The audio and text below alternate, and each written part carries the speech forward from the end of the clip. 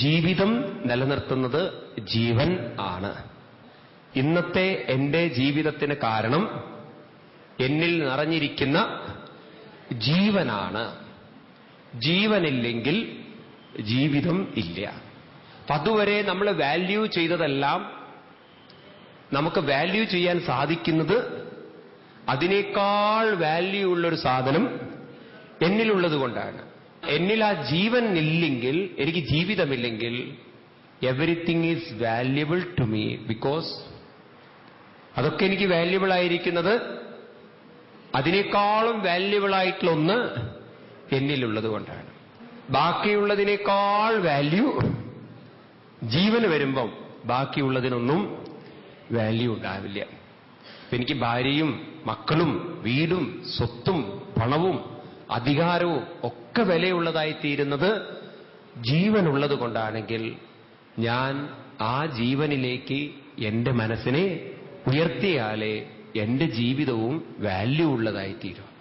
എന്നെ വാല്യൂ ചെയ്യുന്നതിലേക്ക് ഞാൻ മനസ്സിനെ ഉയർത്തിയാലേ എന്റെ ജീവിതത്തിനും വാല്യൂ ഉള്ളൂ.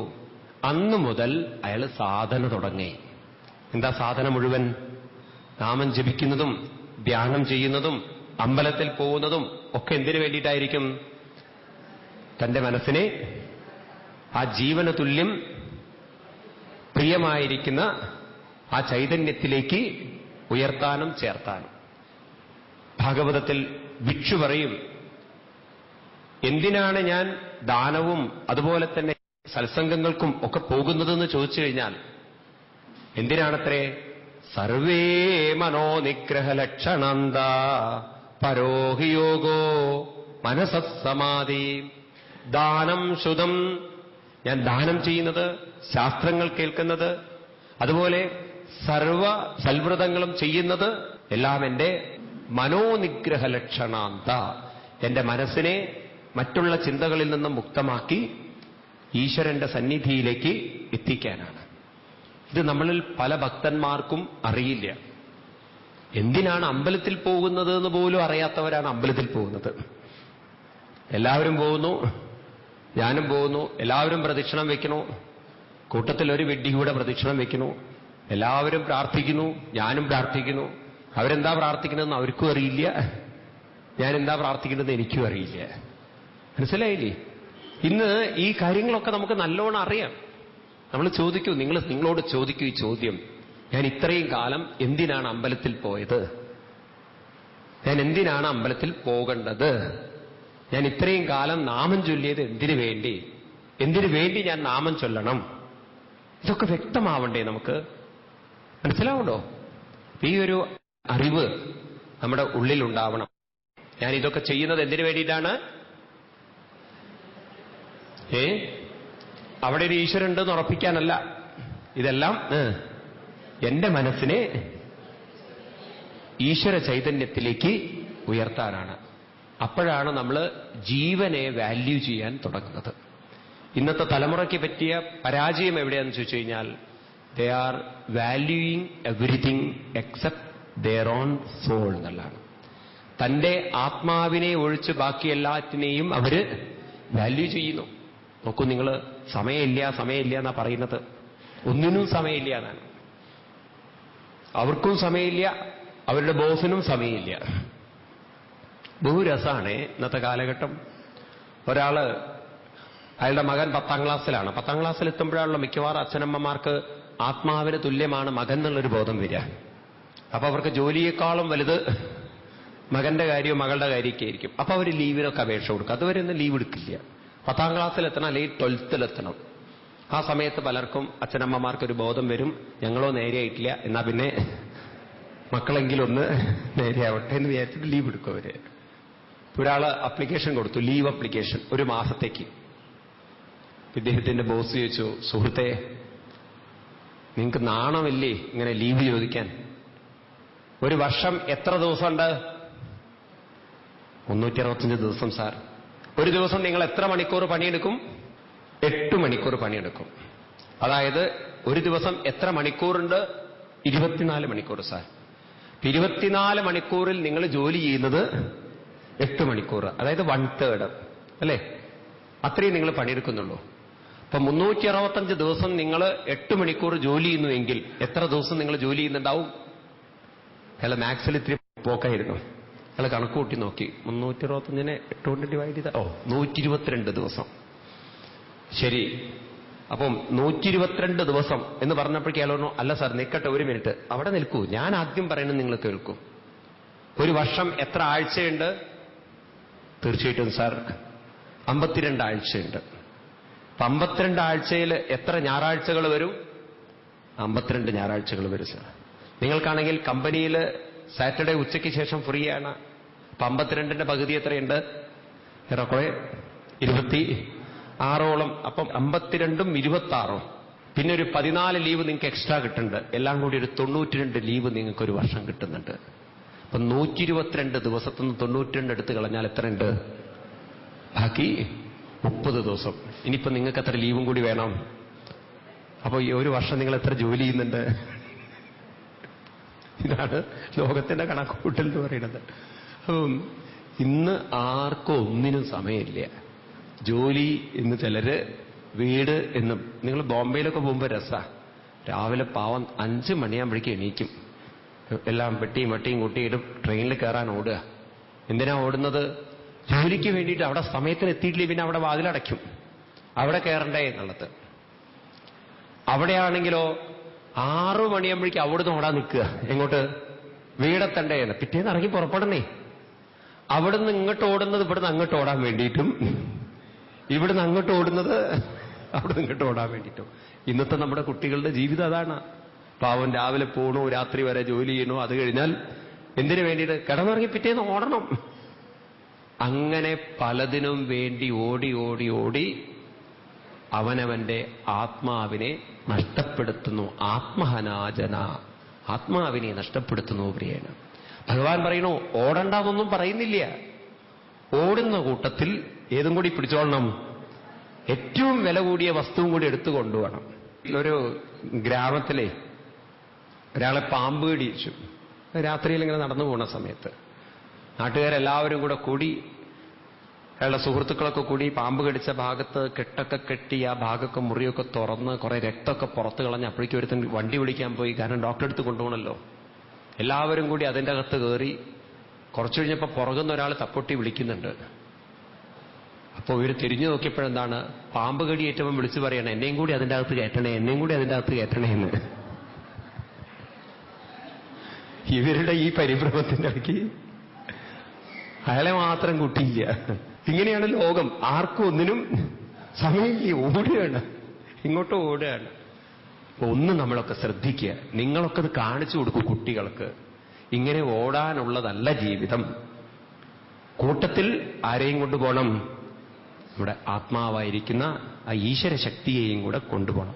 യുക്താഹാരവിഹാരസ്യ യുക്തചേഷ്ടസ്യ കർമ്മസു യുക്തസ്വപ്നാവബോധസ്യ യോഗോ ഭവതി ദുഃഖഃ. ദുഃഖമില്ലാത്തൊരു ജീവിതം മോഹിച്ചാ പോരാ, അതിനെന്ത് വേണം? അവബോധം കൂടെ ഉണ്ടാവണം.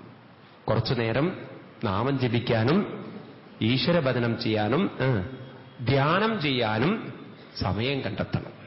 അപ്പൊ അവനവന്റെ ആത്മാവിനെ സ്നേഹിക്കാൻ തുടങ്ങിയാൽ, മനസ്സിലായില്ലേ? ആത്മാവ് എന്നൊക്കെ പറയുമ്പോൾ നിങ്ങൾ അർത്ഥം വേറെ എടുക്കരുതേ. ആത്മാവെന്ന് പറഞ്ഞാൽ തന്നെ ഈ നിമിഷം ഇവിടെ നിലനിർത്തുന്ന ആ ചൈതന്യ സത്തയെ ഞാൻ പ്രേമിക്കാൻ തുടങ്ങിയാൽ ആവരണം നീങ്ങിക്കിട്ടും, വിക്ഷേപം കുറയും, ദുഃഖം കുറയും, ശാന്തിയും സ്വസ്ഥതയും കൂടും. അല്ലെങ്കിൽ നമ്മളൊരു ധാരണയിൽ ജീവിക്കും. എന്ത് ധാരണ? എന്തോ ചെയ്താൽ, എന്തോ നേടിയാൽ, എന്തോ അനുഭവിച്ചാൽ എന്റെ ജീവിതം സുഖവും സ്വസ്ഥതയും ഉള്ളതായിത്തീരും. നമ്മുടെ ഓരോരുത്തരുടെയും അനുഭവം നോക്കൂ. പ്രവൃത്തിയിലല്ല സുഖം കിട്ടുന്നത്, സുഖമുള്ള പ്രവൃത്തിയിലാണ് സുഖം കിട്ടുന്നത്. അപ്പൊ സുഖം എവിടെയെന്ന് അറിഞ്ഞുകൊണ്ട് അങ്ങോട്ട് നയിക്കണം പ്രവൃത്തിയെ. ഇപ്പോൾ നമ്മൾ അങ്ങനെയല്ല ചെയ്യുന്നത്. പ്രവൃത്തി സുഖം തരുമെന്ന് കരുതി നമ്മൾ പ്രവൃത്തികളുടെ പിന്നാലെ പോവുകയാണ്, ഒരു ടെംപ്റ്റേഷന്റെ പിന്നാലെ പോവുകയാണ്. അപ്പൊ അതുകൊണ്ടായിരിക്കാം പലർക്കും പ്രതീക്ഷിച്ച സുഖവും സ്വസ്ഥതയും ജീവിതത്തിൽ കിട്ടാത്തത്. ഇങ്ങനെ ഈ തത്വങ്ങൾ ലക്ഷ്മണന് പറഞ്ഞു കൊടുത്തിട്ട് പറഞ്ഞു, ജ്ഞാനം കൂടുന്തോറും ഭക്തി കൂടും. ഭക്തി കൂടുന്തോറും വിരക്തി കൂടും. അപ്പൊ ഈ ഭക്തി, ജ്ഞാനം, വിരക്തി ഇതൊരു ട്രയാങ്കിളാണ്. ഈ ഭക്തി എന്ന് നമ്മൾ പറയുമുണ്ടല്ലോ, ഇന്ന് അർത്ഥമാക്കുന്നത് ക്ഷേത്രത്തിൽ തൊഴുതു പോകുന്നതാണ് ഭക്തി. എന്നാൽ ഭക്തി ഉണ്ടാവണമെങ്കിൽ എന്ത് വേണം? ജ്ഞാനം വേണം. ഭക്തി എന്ന് പറഞ്ഞാൽ പ്രേമം എന്നാണ് ഞാൻ പറഞ്ഞു നേരത്തെ അർത്ഥം. അപ്പൊ തന്റെ ആത്മീയ സത്തയോട്, ഈശ്വരീയമായ ശക്തിയോട്, ഉള്ളിൽ നിറഞ്ഞിരിക്കുന്ന ചൈതന്യത്തോട് പ്രേമം വരണമെങ്കിൽ അതാണ് എന്നെ ഈ നിമിഷം വരെ പിടിച്ചു നിർത്തുന്നത്. ഉള്ളിലൂടെ വരികയും പുറത്തുകയും പോവുകയും ചെയ്യുന്ന ശ്വാസം എന്റെ പണം കൊണ്ടല്ല അകത്ത് വരുന്നത്, ആണോ? എന്റെ ഉള്ളിലൂടെ എനിക്ക് വെള്ളം അകത്തേക്ക് ഇറക്കാൻ സാധിക്കുന്നത് എന്റെ പ്രതാപം കൊണ്ടല്ല, ആണോ? എനിക്ക് കണ്ണുകൊണ്ട് കാണാൻ സാധിക്കുന്നത് എന്റെ വീട്ടുകാരുടെ കേമത്വം കൊണ്ടല്ല, ആണോ? കേൾക്കാൻ സാധിക്കുന്നത്, നടക്കാൻ സാധിക്കുന്നത് ഇതൊന്നും ആരുമുള്ളതിന്റെ കേമത്വം കൊണ്ടല്ല. ആരുടെ കേമത്വം കൊണ്ടാണ്? ഉള്ളിൽ നിറഞ്ഞിരിക്കുന്ന ഒരു ഈശ്വരീയ ചൈതന്യം കൊണ്ടാണ്. അങ്ങനെയാണെങ്കിൽ ആ ചൈതന്യ സത്തയായിരിക്കണം ഞാൻ ഏറ്റവും കൂടുതൽ വില കൽപ്പിക്കേണ്ടത്. അതിനെ പ്രേമിക്കും തോറും ജ്ഞാനം ഭക്തിയായി മാറി. ഭക്തി വരുംതോറും ഭൗതികമായിട്ടുള്ള ഭോഗതൃഷ്ണകളെ വരയിൽ നമുക്ക് പിടിച്ചു നിർത്താൻ സാധിക്കും. ഇതിനെ പറയും ശമം ധമം. നമുക്ക് വേണ്ടത് സ്വീകരിക്കാനും വേണ്ടാത്തതിനെ വേണ്ട എന്ന് പറയാനും സാധിക്കും. പ്രലോഭനങ്ങളിൽ നിന്നും മനസ്സിനെ മാറ്റി നിർത്താൻ സാധിക്കും. അങ്ങനെ ക്രമേണ ക്രമേണ നമ്മുടെ ജീവിതം ഭൗതികവും ആത്മീയവുമായി രണ്ട് കാലുകളിൽ ഊന്നിക്കൊണ്ട് നമുക്ക് നടക്കാൻ സാധിക്കും. രണ്ടു കാലും ആരോഗ്യമുണ്ടെങ്കിൽ വീഴുന്ന പ്രശ്നമില്ല. കേവലം ഒരു കാല് മാത്രം ആരോഗ്യമുള്ളതും ഒന്ന് പോളിയോ പിടിച്ചതാണെങ്കിലോ? ആത്മീയം പോളിയോ പിടിച്ചതാണ്, മറ്റത് നല്ലവണ്ണം ശക്തിയുള്ള കാലാണ്. സാധാരണ ചില ആളുകൾക്കുണ്ടല്ലോ മന്തുകാല് എന്ന് പറയും, ആനയുടെ കാല്, എലഫന്റ് ലെഗ് എന്ന് പറയും. ഒരാളുടെ അവസ്ഥ നോക്കൂ നിങ്ങൾ, ഒരു കാല് മന്തുകാലുമാണ്, ഒരു കാല് പോളിയോ പിടിച്ചതുമാണ്. ആ വ്യക്തിയുടെ നടത്തം എങ്ങനെയായിരിക്കും നിങ്ങൾ? ഇതുപോലെയാണ് ഇന്ന് നമ്മുടെ കുട്ടികളുടെ നടത്തം. ഭൗതികമായി എല്ലാമുണ്ട്, ആത്മീയമായി ഒന്നുമില്ല. അതുകൊണ്ട് എളുപ്പം വീഴാൻ സാധിക്കും. ജീവിതം എളുപ്പം എടുക്കും, വേഗം വിരസതയിലേക്ക് വരും. ഭൗതിക ലോകത്തിന്റെ വിരസതയാണ് ഇന്ന് നമ്മൾ പാശ്ചാത്യ ലോകത്തിൽ കാണുന്നത്. അവിടേക്കാണ് ഇപ്പം നമ്മുടെ ഭാരതവും പോയിക്കൊണ്ടിരിക്കുന്നത്. ചെറുപ്പക്കാരൊക്കെ നോക്കൂ നിങ്ങൾ, ഒരു ഞായറാഴ്ചയായാലല്ലോ ഹോട്ടലുകളിലും ബാറുകളിലും ക്ലബ്ബുകളിലും അത് തന്നെ സുഖമെന്ന് കരുതി ഉള്ള പണവും എനർജിയും ചോർത്തി അങ്ങനെ രസിച്ച് രമിച്ച് കുത്തഴിഞ്ഞുകൊണ്ടുള്ള ഒരു ജീവിതം. പണ്ടുകാലത്ത് അച്ഛനമ്മമാര് ഏതൊക്കെ രീതിയിലുള്ള സംസ്കാരങ്ങളിൽ ജീവിച്ചിരുന്നുവോ ഇന്നത്തെ തലമുറകളൊക്കെ അത് മാറ്റി മാറ്റി എടുത്തുകൊണ്ടിരിക്കുകയാണ്. ആരെയും കുറ്റം പറഞ്ഞിട്ട് കാര്യമില്ല. വഴിതെറ്റിച്ചത് ആരാണ്? നമ്മൾ ഓരോരുത്തരും വഴിതെറ്റിച്ചു. നമ്മളും ബാഹ്യമായതിന് വില കൽപ്പിച്ചപ്പോ, തന്റെ നിലനിർത്തുന്ന ആ ശക്തിയെ നമ്മൾ വില കൽപ്പിക്കാതിരുന്നപ്പോ, നമ്മൾ അങ്ങനെ ജീവിക്കാൻ തുടങ്ങുമ്പോൾ യദ്യതാചരതി ശ്രേഷ്ഠ തത്തദേവേതരോചന. നമ്മുടെ പുറകിലുള്ളവരും എങ്ങനെ വരണം? അങ്ങനെ തന്നെ വരണം. ശരിയാണോ? ചിന്തിയും. ഈ ക്ഷേത്രങ്ങളും സത്സംഗങ്ങൾക്കും വ്യത്യാസമുണ്ട്. എന്താ വ്യത്യാസം? സത്സംഗം എന്ന് പറയുന്നത് ഡയലോഗുകളാണ്. അമ്പലം എന്ന് പറയുന്നത് മോണോലോഗാണ്. മിണ്ടാത്തൊരു വിഗ്രഹത്തോടാണ് നമ്മൾ പ്രാർത്ഥിക്കുന്നത്. എന്നാൽ സത്സംഗങ്ങളിൽ പോകുമ്പോൾ അങ്ങോട്ടും ഇങ്ങോട്ടും സംവദിക്കാൻ സാധിക്കും. നമ്മുടെ സംശയങ്ങളെ നമുക്ക് ചോദിച്ച് മനസ്സിലാക്കാൻ സാധിക്കും. അതുകൊണ്ടാണ് കേവലം ക്ഷേത്ര ദർശനങ്ങളിൽ പോകുമ്പോൾ ആത്മീയ ജ്ഞാനമുണ്ടാവാത്തത്. കാരണം അവിടെ ഒന്നും പറഞ്ഞു തരാൻ ആരില്ല. ഒരു വിഗ്രഹത്തെ നോക്കിക്കൊണ്ടൊരു മോണോലോഗാണത്. പക്ഷെ ആശ്രമങ്ങളിൽ പോകുമ്പം അവിടെ ഡയലോഗ് ഉണ്ട് എന്ന് പ്രിയാണ്. അവിടെ ഒരു സംവാദമുണ്ട്. നമ്മുടെ പുരാണങ്ങളൊക്കെ നോക്കിക്കഴിഞ്ഞാൽ അതെല്ലാം ഉമാമഹേശ്വര സംവാദമാണ് രാമായണം, അർജുന ശ്രീകൃഷ്ണ സംവാദമാണ് ഗീത, സൂത ചൗനക സംവാദമാണ് ഭാഗവതം. ഇങ്ങനെ ഏത് പുരാണം നോക്കിക്കോളൂ, അതെല്ലാം ഡയലോഗുകളിലാണ് എഴുതിയിരിക്കുന്നത്. അപ്പൊ നമുക്ക് വേണ്ടത് വാസ്തവത്തിൽ മോണോലോഗ് അല്ല വേണ്ടത്. നമുക്ക് വേണ്ടത് അപ്പോഴാണ് സംശയങ്ങളെ ദൂരീകരിക്കാൻ സാധിക്കുക. എനിക്ക് തോന്നുന്നു നമ്മുടെ പൂർവികന്മാര് ക്ഷേത്രം പണിതത് തൊഴുതു പോവാനായിരുന്നില്ല, അത് സത്സംഗത്തിന് വേണ്ടിയിട്ടായിരുന്നു. അതുകൊണ്ട് അവിടെ ഒരു ക്ഷേത്രമാവണമെങ്കിൽ ആചാര്യ തപസ ആമ്നായ ജപേന നിയമേന ഉത്സവേന അന്നദാനേന ക്ഷേത്രം അഭിവൃദ്ധ്യസ്തു പഞ്ചത. നിങ്ങൾ ചോദിച്ചു നോക്കൂ. ഇന്നിപ്പോ നമ്മൾ ഭാഗ്യം ചെയ്തിരിക്കുന്നു. കാരണം ഇന്നാണ് ഈ സംസ്കാരം വന്നുകൊണ്ടിരിക്കുന്നത്. ഒരു കുറെ കാലം മുമ്പ് വളരെ വേസ്റ്റായിരുന്നു. നിങ്ങൾ കുറേയും കൂടി സുകൃതികളാണ്. കാരണം കേരളത്തിൽ ഇപ്പോഴും പല ക്ഷേത്രങ്ങളിലൊന്നും അത് വന്നിട്ടില്ല. വെറും തൊഴുതു പോകുന്ന സംസ്കാരമുള്ള ക്ഷേത്രങ്ങളാണ്. ക്ഷേത്രങ്ങളെ കൂടുതൽ ഭക്തന്മാരിലേക്ക് ആധ്യാത്മിക ജ്ഞാനമുണ്ടാക്കി കൊടുത്ത് അവരെ ആത്മീയ സത്തയിലേക്ക് ഉയർത്തുന്ന ഒരു സംസ്കാരം കൂടുതലും കേരളത്തിന് പുറത്താണെന്ന് എടുത്തു പറയട്ടെ. അതുകൊണ്ട് നിങ്ങളൊക്കെ ഭാഗ്യം ചെയ്തവരാണ്, സുകൃതികളാണ്. അതിനും വേണൊരു ഭാഗ്യം എന്ന് പറയാണ്. മനസ്സിലായില്ലേ? ഞാൻ കൂടുതൽ കേരളത്തിന് പുറത്തായതുകൊണ്ട് എനിക്കത് കൂടുതൽ, ഞാനും ഇത്രയൊക്കെ കാര്യങ്ങൾ ഗ്രഹിച്ചത് നിങ്ങളെപ്പോലുള്ള ആളുകളോട് ഇതൊക്കെ പറഞ്ഞു കൊടുത്തിട്ടാണ്. ഞാൻ ഒരുപക്ഷെ കേരളത്തിൽ ഒതുങ്ങി നിന്നിട്ടായിരുന്നു പ്രചരണം ചെയ്തതെങ്കിൽ എങ്ങനെയൊന്നും ചിന്തിക്കുന്ന പ്രശ്നേയില്ല. കാരണം ഇത്തരത്തിലുള്ള ചിന്തകളിലേക്കൊന്നും അങ്ങോട്ട് വികസിച്ച് വരാറായിട്ടില്ല നമ്മുടെ കേരളത്തിലെ ക്ഷേത്രങ്ങൾ. ഇപ്പൊ വരുന്നുണ്ട്, ഇല്ല പറയാൻ പറ്റില്ല, വലിയൊരു മാറ്റം വരുന്നുണ്ട്. അപ്പൊ നമ്മളൊക്കെ കുട്ടികളെ ഉണ്ടല്ലോ, വാസ്തവം പറഞ്ഞാൽ തൊഴിപ്പിച്ചു പോകുന്നതാണ് വലിയ പാപം. പല അച്ഛനമ്മമാരും ചെയ്യുന്ന വലിയൊരു തെറ്റ്, അമ്പലത്തിൽ തൊഴുതു കൊണ്ടുപോകുമ്പോ അവൻ ഈശ്വരനെ തെറ്റിദ്ധരിക്കുകയാണ്. എന്നിലല്ല, അവിടെയാണ് പ്രാർത്ഥിച്ചതൊക്കെ അദ്ദേഹം നേടിത്തരുന്നത്. സത്സംഗങ്ങൾക്ക് പോകുമ്പോൾ പറയുന്നത് അവിടെയല്ല, നിന്നിലാണ്. നീ പ്രാർത്ഥിക്കുകയല്ല വേണ്ടത്, അതിലേക്ക് നിന്നെ ഉയർത്തുകയാണ് വേണ്ടത്. ഇത്ര വ്യത്യാസമുണ്ട് നോക്കൂ. നാം അവിടെ ചെയ്യുന്നതല്ല മറ്റൊന്ന് മനസ്സിലാക്കി വരുമ്പം, അല്ലേ?